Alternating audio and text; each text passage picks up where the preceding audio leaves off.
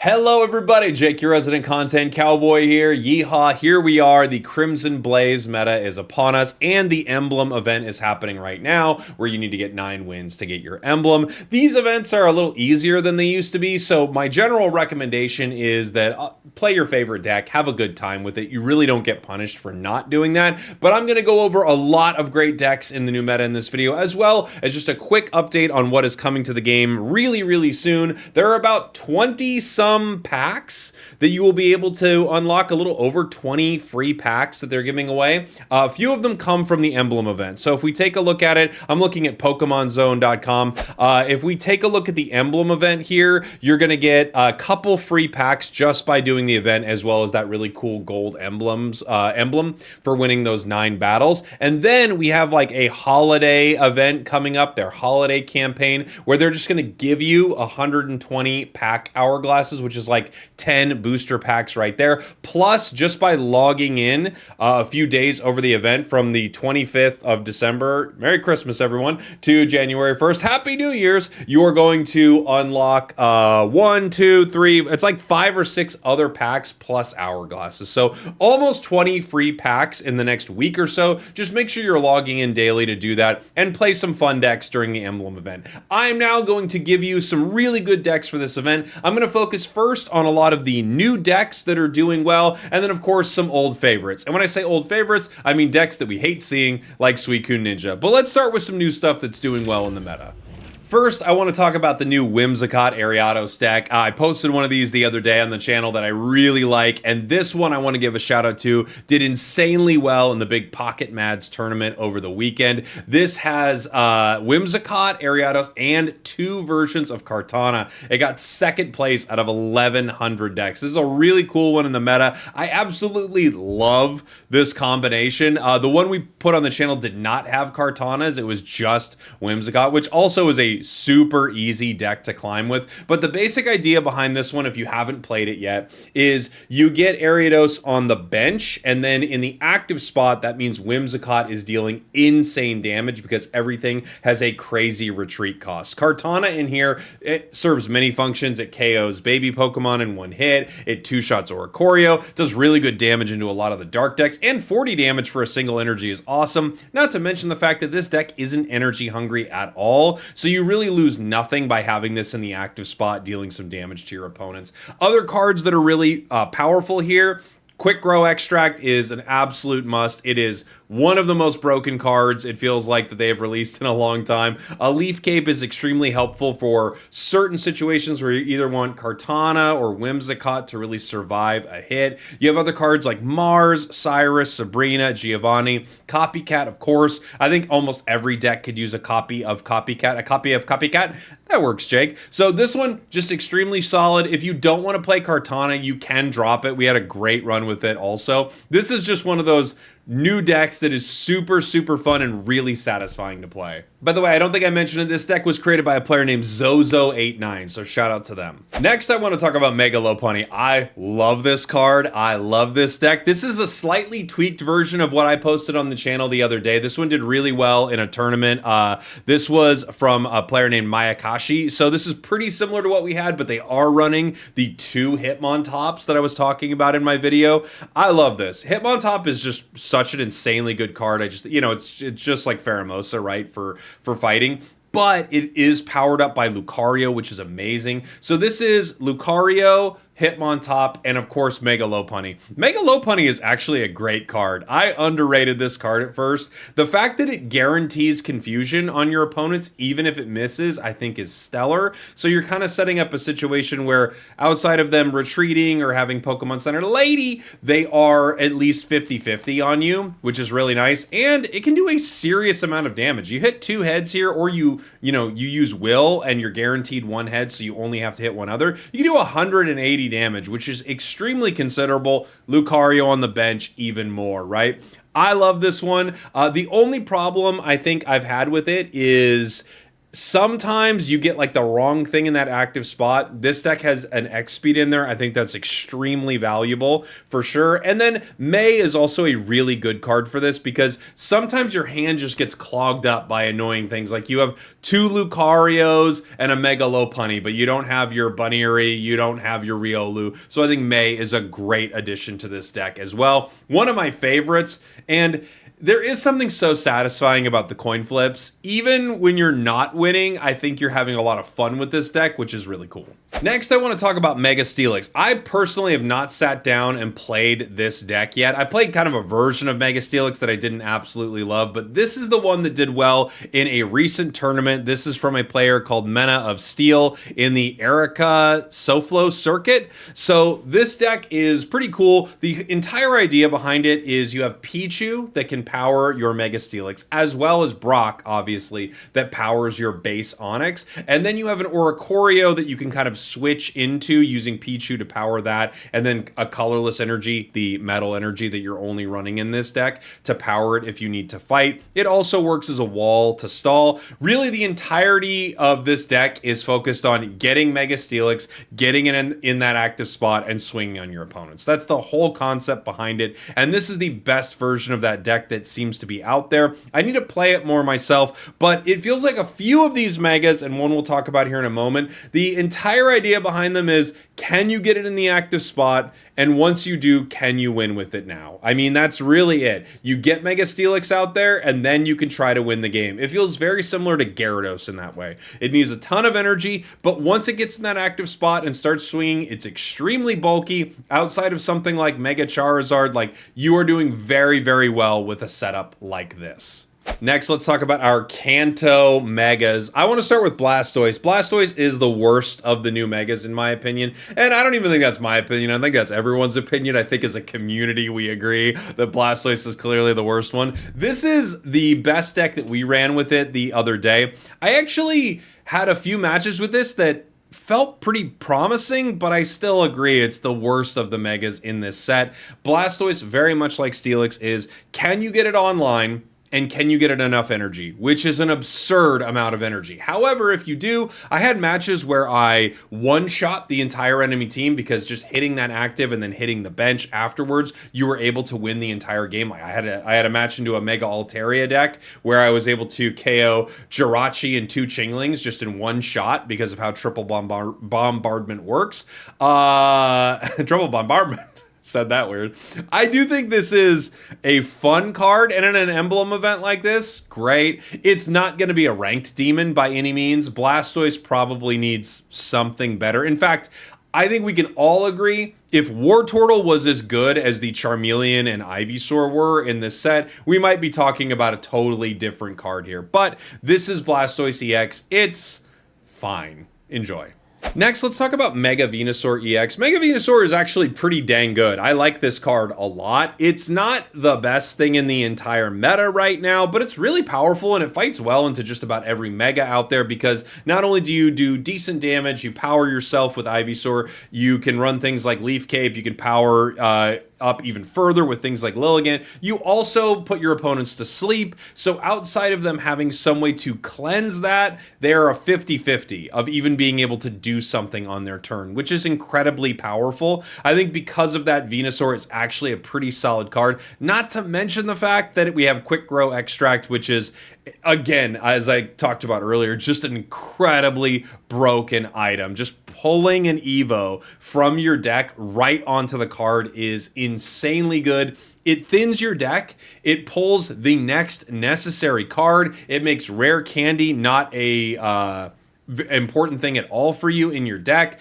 I just love it. So there are 2 versions that we played on the channel. I think the more consistent one is the base, it's just Venusaur, and you can have a base Venusaur inside there to fight your opponents. So it's like basically all you're doing is getting Mega Venusaur online.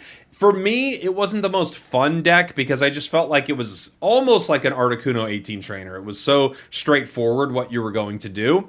The version I liked more is Venusaur Lilligant, even though I think it is a little less consistent. It's really fun to get like Venusaur online with an insane amount of HP. It's just really, really cool to see something like that. And it's cool to be able to tank a hit from Charizard, which is fun, and it rarely will ever happen, but hey, if it does, I think everyone goes, that was pretty cool. Next, let's talk about Mega Charizard. Why? This is the version we posted the other day. It is a Moltres Charizard. I think this one is extremely solid. You're able to attack with Moltres. You're able to power Charizard very quickly. Charmeleon allows you to get some sneaky attacks with Moltres as well. I think this is a great option for Mega Charizard. I really, really enjoyed it, and it's a solid way to play just given that Charmeleon's insane, and Mega Charizard is unbelievably strong and KOs any Mega essentially in a single hit, which just makes it a threat all the time. Next, I want to talk about a version of Charizard that is doing really well in the tournament scene, and that is Mega Charizard Entei. This particular version also has a Torkoal in its deck. So this was used in the Pocket Mads tournament by a player named Nantalor. This one is pretty cool. So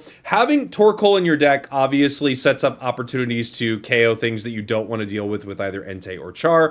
Entei as well, kind of similar to Moltres, has a lot of synergy with Charmeleon, where you're able to actually do a crazy amount of damage, 120, if you can get 4 energy on it. And with multiple copies of Flame Patch in your deck, you're able to do that damage or retreat and then easily power up Mega Charizard. The free energy you also get from Charmeleon is just dummy good and sets up so many cool plays. So one or both of your Charmeleons can give that extra energy as well. And it means that you don't always need the ramp from Moltres at all to make Mega Charizard work. And this deck absolutely proves that.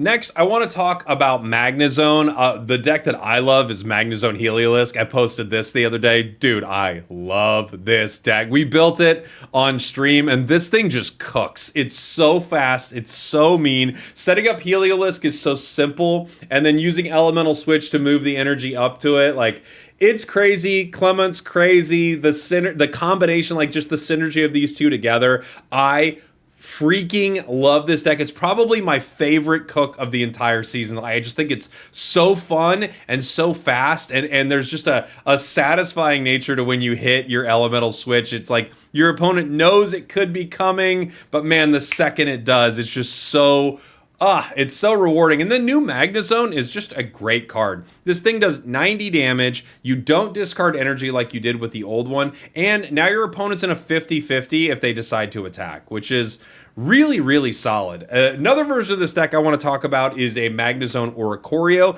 This was used by a player named SW Killa, I believe. Killua, I think. And this one is just really solid. You've got Chingling, Tyrogue, and Oricorio, so you're dropping the Heliolisk line completely to focus on these other cards. Obviously, Oricorio, great into a lot of megas, an incredible stall option. Tyrogue and Chingling allow you to kind of like move back and forth between what you want to do. Chingling, slowing them down, not letting them use items. Tyrogue, doing that early damage and just, you know, frustrating your opponents in so many ways and picking up some pretty mean KOs itself. This deck, I think, is very solid, maybe even more solid than Heliolisk, but I gotta say, Heliolisk is a more fun deck, and I will die on that hill, even though no one's asking me to. Next, let's move into just some of the really powerful decks that are not really new in this meta. They could have like a new element here or there, but some of them don't at all. This is Absol Hydreigon. You know Absol Hydreigon. It's incredible. Hydreigon is broken. Like, what an insane card. It's just the new Rampardos. Rampardos, also a pretty broken card, right? This has a couple of Absols, couple of Hydreigons, rare candies so that you're able to evolve them. This has Mega Absol as well, and Decidueye X. Decidueye is really nice for Hydreigon because you take damage by generating your own energy, and then you heal a lot of that damage away with Decidueye, which is incredibly strong. This was played by a player named Robs in that big Pocket Mads tournament, and it got very deep. I think it was like 3rd or 4th in the whole thing. Incredibly strong. Absol Hydreigon is, it is a great, great deck. And it doesn't feel as gross as Suicune Greninja. For now, Absol Hydreigon players. For now, you're not as gross, but you're on thin ice.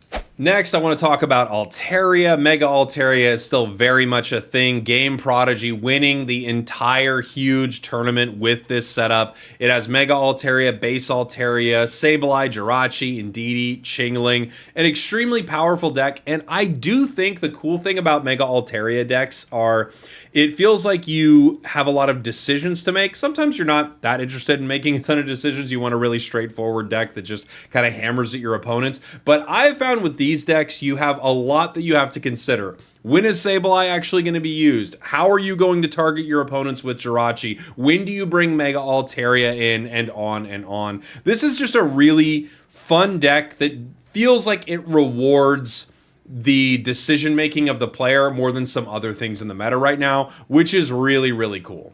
Another previous Mega that is still definitely relevant is Blaziken, although you don't see it as much anymore, I wouldn't say. Blaziken Heatmore still a very, very good deck. Obviously, the quicker you can get Blaziken online, the better. This is a new version from a player named Blue, who has a Serena in this deck. Serena, obviously, just guaranteeing that Mega when you need it. Incredibly powerful. Blaziken's entire thing is, can I get this card online?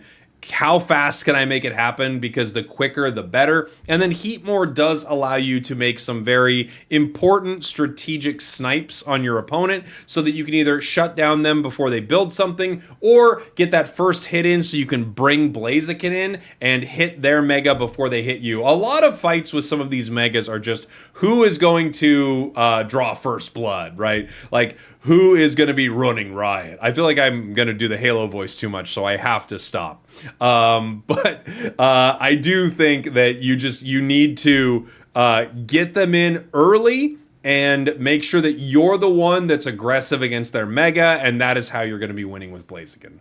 Next, one of my absolute favorite cards they've ever made. Let's talk about Jolteon EX. There are a few cool Jolteon decks floating around out there. This is from a player named Mono Outlaw, and I've actually used one of their decks in a previous video as well, so another shout out to them. Really cool deck, and I love Jolteon in this meta. Venusaur hates it. Blastoise hates it. Charizard hates it. Lopunny doesn't care, but you get it. There are just so many decks that this annoys so much, and I find it so satisfying. This version right here is Jolteon EX, a base Jolteon, the one with beginning bolt, which can do actually a crazy amount of damage if you're in the right situation.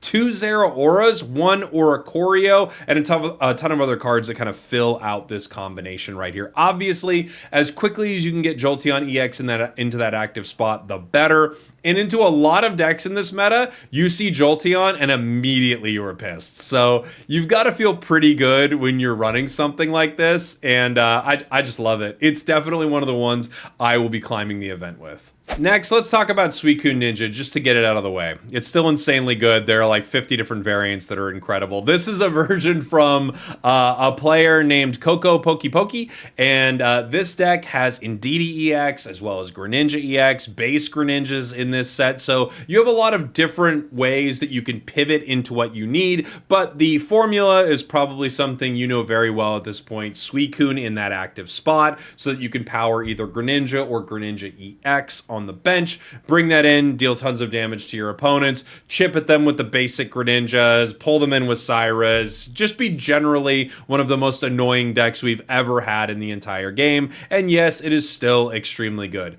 However, if you play it, I found out that you are on Santa's naughty list and you actually won't get any gifts.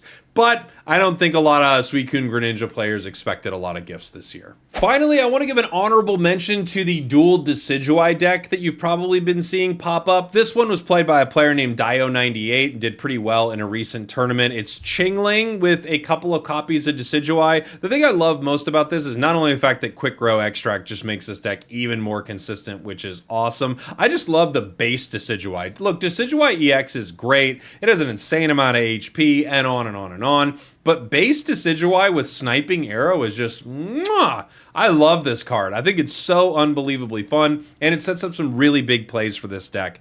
This deck also has a couple of Rocky Helmets. That way, if your opponents do damage to you, like Decidueye EX, you can then pierce the pain in some really good ways. And Chingling, of course, slowing your opponents down just lets you get your snipers online the way you need them, and then you can finish off your opponents in a lot of satisfying ways with Decidueye EX. I hope that was helpful. Thank you all for watching. Thank you for listening. Let me know which deck you're most excited about or which deck you are playing a ton of for the event in the comments. There are a bunch that we didn't get into that aren't super meta, but I wanted to bring you some of the more meta ones here. We'll still have a ton of exciting cooks on the channel. I'll be building as many decks as I can in this new set. Thank you all for watching. Thank you for listening. Thank you to everyone who's reached out and said you were one of the top viewers for the year on my channel. I really appreciate that. If you've ever clicked on a video, hit that like button, shared it with a friend, or just enjoyed something I've done, thank you so much. Happy holidays, Merry Christmas, all of the things to you guys. Goodbye, everybody.